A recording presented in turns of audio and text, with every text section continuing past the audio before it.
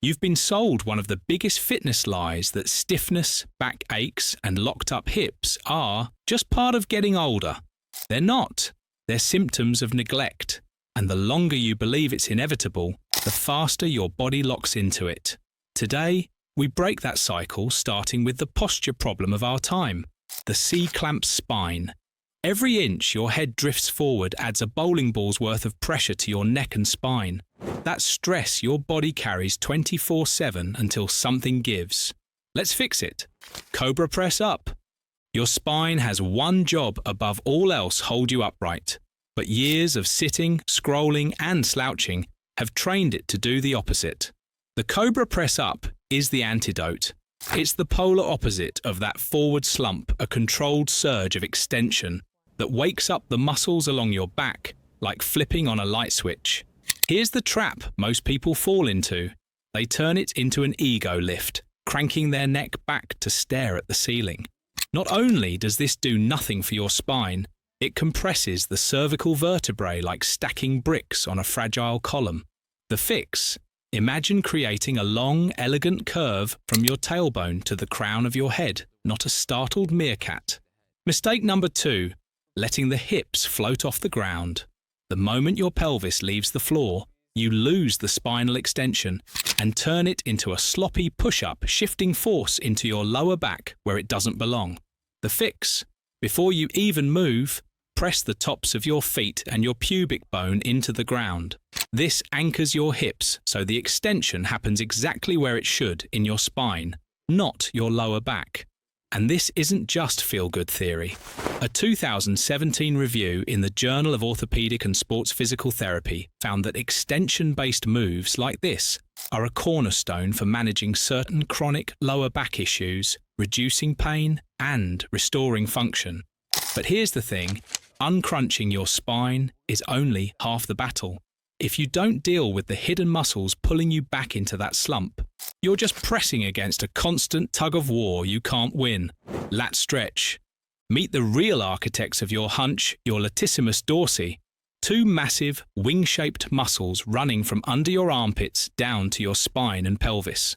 When you spend years with your arms forward typing, driving, scrolling, these muscles tighten like steel cables.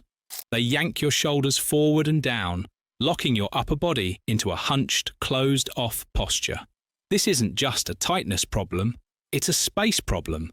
Tight lats are like an invisible straitjacket restricting your reach, killing your rotation, and shrinking the space your body occupies in the world. The lat stretch severs those strings. It's about reclaiming width, breathing room, and freedom in your upper body. Here's the sensation you're looking for. A deep, expansive pull running from your armpits down your ribcage, while your core stays braced and your hips anchored back. Think, someone gently pulling your arms forward while your lower body refuses to budge. Mistake to avoid, overarching your lower back just to fake the stretch. When your core switches off, you're not stretching your lats, you're just jamming your lumbar spine. The fix? Keep your ribs pulled in and your belly firm. Let the stretch come from lengthening the sides of your torso, not bending through your spine. Upper body freedom feels incredible, but real freedom of movement, that's a full body project. And the next stop takes us to the engine room, the hips, where most movement problems begin. Frog stretch. If your hips feel less like smooth ball and socket joints and more like rusted hinges, you're not broken, you're just stuck. Hours in a chair shorten and weaken your adductors, the inner thigh muscles that help control hip movement.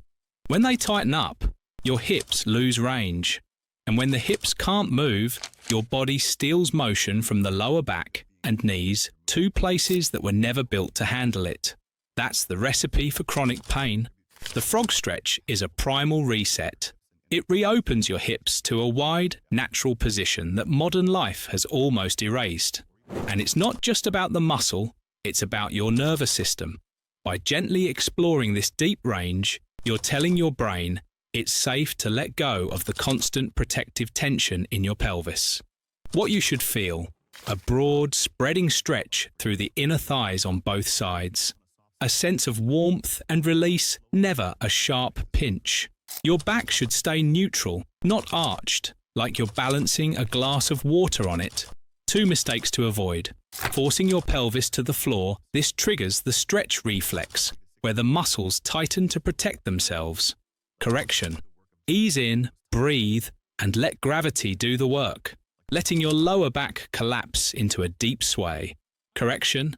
Keep your core lightly engaged so the stretch stays in the hips where it belongs. Once you've pried the hips open from the inside, it's time to tackle the muscle that's been quietly pulling your pelvis out of balance every single day. Kneeling hip flexor stretch. Your hips are like the hinges on a door. If they're stuck in the wrong position, the whole frame is thrown off. The biggest culprit, the hip flexors, especially a deep muscle called the psoas. When you sit, your hip flexors stay in a shortened position for hours. Day after day, year after year, they adapt to that shape until short becomes their new normal. They weaken, tighten, and start pulling your pelvis forward into an anterior tilt, tipping the bowl of your hip so far that it dumps pressure into your lower back. The kneeling hip flexor stretch is your reset button. It's not about chasing flexibility, it's about restoring structural balance. Here's the key move. Tuck your pelvis under, like you're trying to point your tailbone forward. Then squeeze the glute on your kneeling side as hard as you can. That glute activation tells your hip flexor, you can relax now, I've got it from here. What you should feel, a clean, direct line of tension running down the front of your hip, paired with that powerful glute squeeze in the back. Common mistake. If you feel compression or pinching in your lower back, you've lost the tuck and dumped into your spine. Correction. Keep your ribs pulled down and your pelvis locked in position before you move forward. Releasing the hip flexors changes the way your pelvis sits, instantly easing tension in your lower back.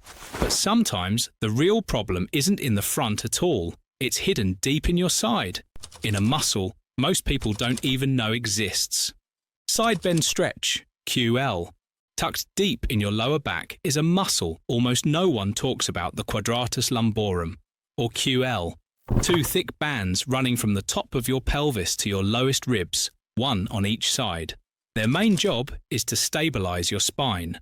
But when they get tight from long commutes, one-sided carrying, or even standing unevenly, they turn into a constant source of deep, nagging pain, often on just one side. Here's the tricky part. Most people try to stretch their lower back by bending forward, but that barely touches the QL. You need to create space side to side, like you're gently prying your ribs away from your pelvis. How to do it right? Reach one arm overhead and arc your body into a smooth, high curve, not a collapse. Your chest should stay open and facing forward, not twisting toward the floor. What you should feel, a deep, satisfying length from the top of your hip bone all the way into your armpit, like someone's lifting the entire side of your body upward. Mistake to avoid, letting your upper body fold forward. That steals tension from the QL and dumps it into your obliques. Correction. Keep your chest proud and think up before you think over. Once you open up the QL, your torso feels balanced, no more one-sided pulling. And that sets the stage for the final move. A foundational hip opener almost no one does anymore, but everyone should. And there you have it, 5 simple stretches that keep you moving, loose and pain-free. Pick 1 or 2 to start with, make them part of your day, and your body will thank you. Stay consistent, stay strong, and I'll see you in the next one.